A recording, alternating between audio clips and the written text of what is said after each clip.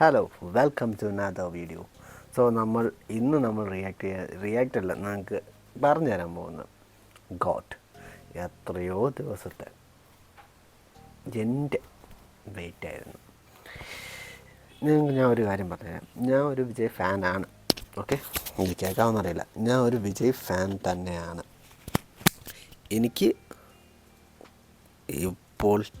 പൊളിഞ്ഞു പോയി. സുര ആൻഡ് കുരുവി ഇതൊക്കെ പൊട്ടിപ്പൊളിഞ്ഞു പോയിട്ടുണ്ട്. എന്നാലും എനിക്ക് ആ മൂവിയൊക്കെ എൻ്റെ ഫേവറേറ്റ്സ് ആണ്. കാരണം ഭൈരവ ഓക്കെ എന്ന് വെച്ചാൽ അങ്ങനെ എനിക്ക് ഭയങ്കര ഇഷ്ടപ്പെട്ടിട്ടില്ല.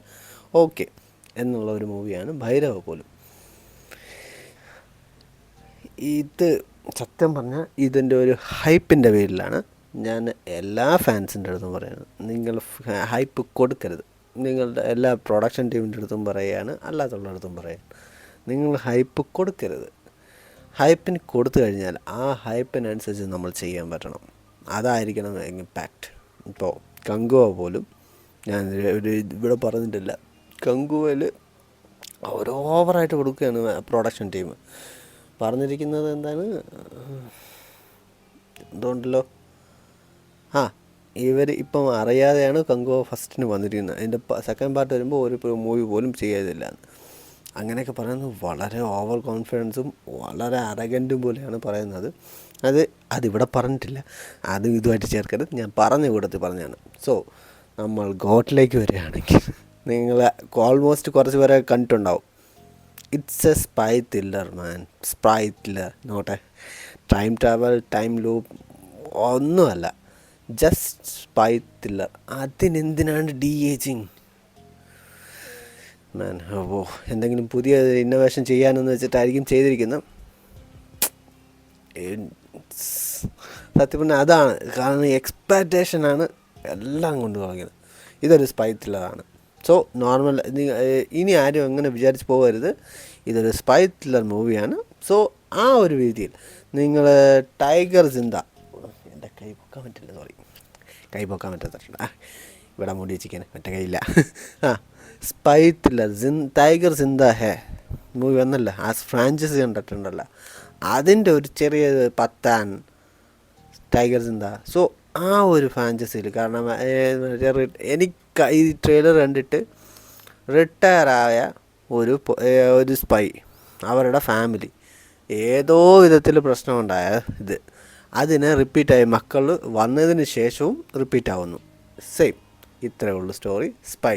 പക്ഷേ ആ സ്പൈ എങ്ങനെയാണ് ഇതിനെ ഹാൻഡിൽ ചെയ്യണത്, എന്തൊക്കെ പ്രശ്നങ്ങൾ വരുന്നുണ്ട്, അതാണ് മൂവി. വേറെ ഒന്നുമല്ല, എനിക്ക് വേറെ ഒന്നും പറയാനില്ല. സോ ഇതൊരു പക്ക സ്പൈ ത്രില്ലറാണ്. സോ അതിൻ്റെ ഒരു എക്സ്പെക്റ്റേഷൻ ഞാൻ പോകാമെന്ന് വിചാരിക്കുന്നു. നിങ്ങളും ആ ഒരു നോർമൽ മൂവി എന്ന് പറഞ്ഞു പോവുക.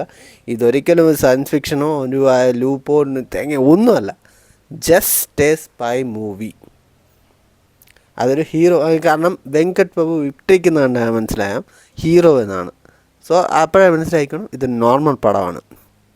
ഇതേപോലെയാണ് മങ്കാത്തേക്ക് ഇട്ടിരിക്കുന്നത്, വെങ്കട്ട് പ്രഭു ഹീറോ എന്ന് പറഞ്ഞിട്ട്. സോ ഇതൊരു ഹീറോ എന്ന് വെച്ചാൽ നോർമൽ സ്റ്റോറി ബേസ്ഡ് മൂവിയാണ്. പൊളിറ്റിക്കലോ അല്ലെങ്കിൽ എക്സ്പെരിമെൻ്റലോ അല്ല. സോ നോർമൽ സ്പൈ ത്രില്ലറാകുമ്പോൾ കുറേ എക്സ്പെക്റ്റൻറ്റ് അതൊക്കെ ഉണ്ട്. സോ നിങ്ങൾ ആ നോർമൽ എക്സ്പെക്റ്റേഷനിൽ പോവുക. ഞാൻ ഒരിക്കലും എക്സ്പെക്റ്റേഷൻ കൂട്ടാൻ പറയില്ല. നിങ്ങൾ ആരും എക്സ്പെക്റ്റേഷൻ എടുത്ത് പോകരുത്. സത്യം പറഞ്ഞാൽ ആ ഒരു എക്സ്പെക്റ്റേഷനിൽ ഞാൻ ട്രെയിലറിനും വെയിറ്റ് ചെയ്തത്. അതിൻ്റെ ഒരു റിയാക്ഷനാണ് നിങ്ങൾ കാണുന്നത്. സോ അത്രയേ ഉള്ളൂ, വേറെ ഒന്നും ഞാൻ പറയുന്നില്ല. ബട്ട് എനിക്ക് ട്രെയിലർ ഇഷ്ടപ്പെട്ടു. ഞാൻ 3 പ്രാവശ്യം കണ്ടു ട്രെയിലർ. 3 പ്രാവശ്യം കണ്ടിട്ടാണ് ഞാൻ പറയുന്നത്. സോ ഇതൊരു സ്പൈ ത്രില്ലർ കൺഫേം 100%. ഒരു സ്പൈ എങ്ങനെയായിരിക്കും അതിൻ്റെ എല്ലാം ഉണ്ട്. ആ മാസെല്ലാം കാണാൻ കിടക്കുന്നതേ ഉള്ളൂ, അത്രേ ഉള്ളൂ. സോ നമ്മളങ്ങ് പൊളിക്കാൻ പോവുക വിജയണ്ണൻ്റെ സ്പൈ ത്രില്ലർ കാണാൻ. അപ്പോൾ നമുക്ക് നെക്സ്റ്റ് വീഡിയോയിൽ കാണുന്നവരെ ബൈ. കയ്യില്ല, ബൈ.